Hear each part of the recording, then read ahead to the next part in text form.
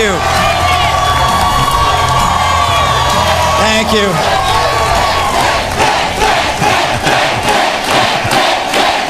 Thank you so much. Thank you to the people in this room and to the people all over Florida. Thank you tonight for this great victory.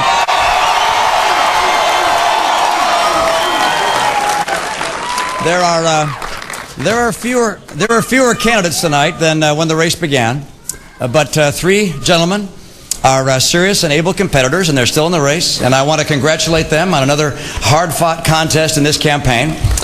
Primary contests are not easy, and they're not supposed to be.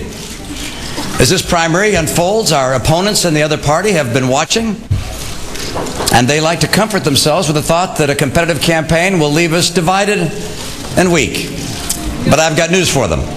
A competitive primary does not divide us, it prepares us, and we will win.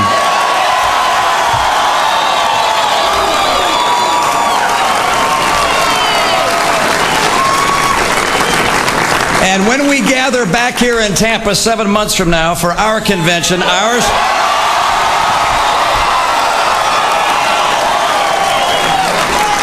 will be a united party with a winning ticket for America.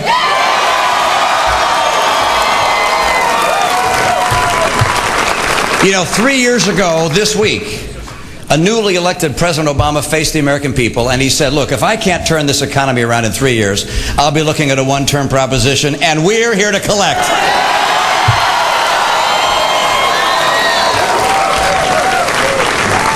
And you know the results. I mean, it's been 35 months of unemployment above 8%. And under this president, more Americans have lost their jobs and more home foreclosures have occurred than under the administration of any other president in history. And in the last 10 days, I met with a father who was terrified that this would be the last night his family would be able to sleep in the only home his son has known. I've met seniors who thought these would be the best years of their life, and now they're worried day to day about how to make ends meet. I met some Hispanic entrepreneurs who thought they'd achieved the American dream, and now they're seeing it disappear. In his State of the Union address, the president actually said these words. He says, let's remember now how we got here. Don't worry, Mr. President. We remember exactly how we got here. You won the election.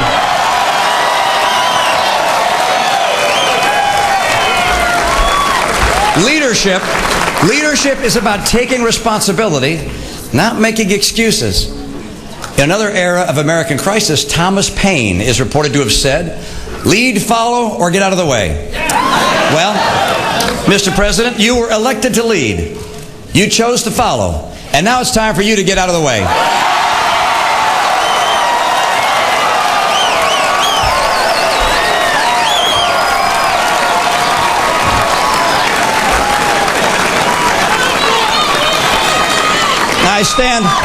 I stand ready to lead this party and to lead our nation. As a man who spent his life outside Washington, I know what it's like to start a business. I know how extraordinarily difficult it is to build something from nothing. I know government kills jobs, and yes, I know how it can help from time to time. My leadership helped build businesses from scratch. My leadership helped save the Olympics from scandal and give our American athletes the chance to make us all proud as they did.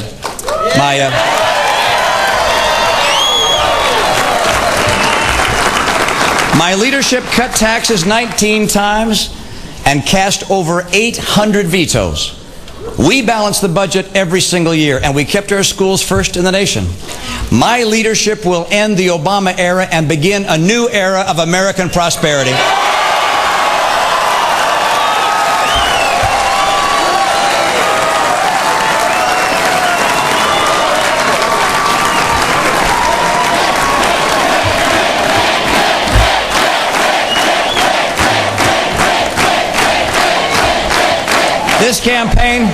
This campaign is about more than replacing a president. It's about saving the soul of America. President Obama and I have very different visions of America. President Obama wants to grow government and continue to amass trillion-dollar deficits. I will not just slow the growth of government, I will cut the spending of government. I will not just freeze government share of the total economy. I will reduce it. And without raising taxes, I will finally get America to a balanced budget.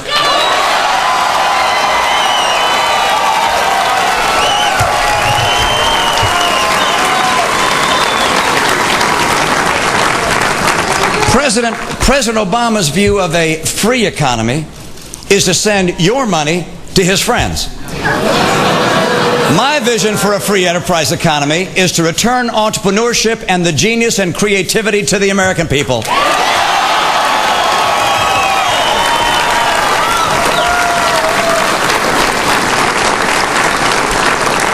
On one of the most personal matters of our lives, our health care, President Obama would turn decision-making over to government bureaucrats. He forced through Obamacare, and I will repeal it.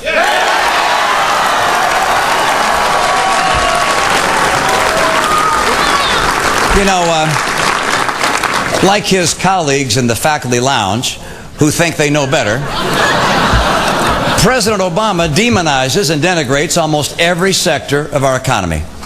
I will make America the most attractive place in the world for entrepreneurs, for innovators, for job creators. And unlike the other people running for president, I know how to do that because I've done it before.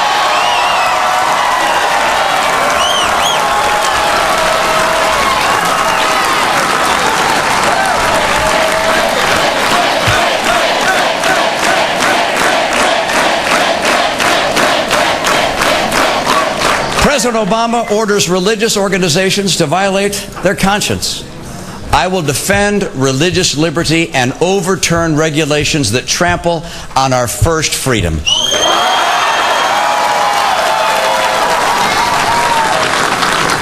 President Obama believes that our role as leader in the world is a thing of the past. He's intent on shrinking our military capacity at a time when the world is facing rising threats. I will insist on a military so powerful, no one would ever think of challenging it.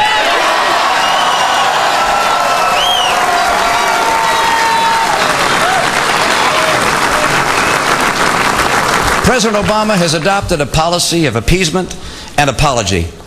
I will speak out for those seeking freedom, and I will stand shoulder to shoulder with our friends around the world.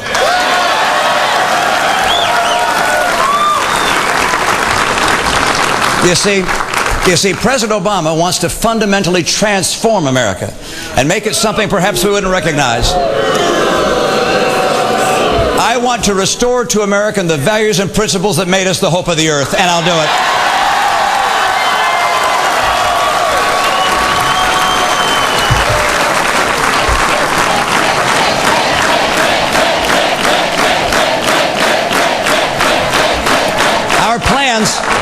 Our plans protect freedom and opportunity, and our blueprint is the Constitution of the United States. Together, we will build an America where hope is a new job with a paycheck, not a faded word and an old bumper sticker.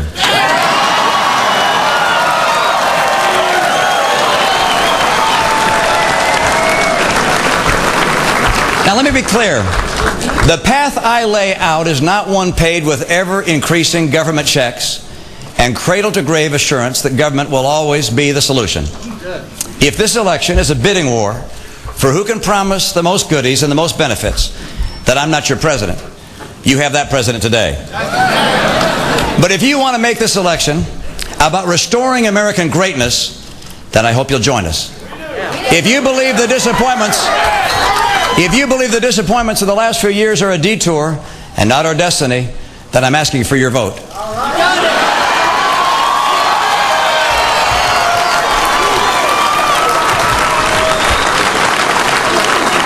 I'm asking each of you to remember how special it is to be an American. I want you to remember what it was like to be hopeful and excited about the future and not to dread each new headline. I want you to remember when you spent more time dreaming about where to send your kids to college than wondering how you'd make it to the next paycheck. I want you to remember when you weren't afraid to look at your retirement savings or the price at the gas pump. I want you to remember when our White House reflected the best of who we are, not the worst of what Europe has become.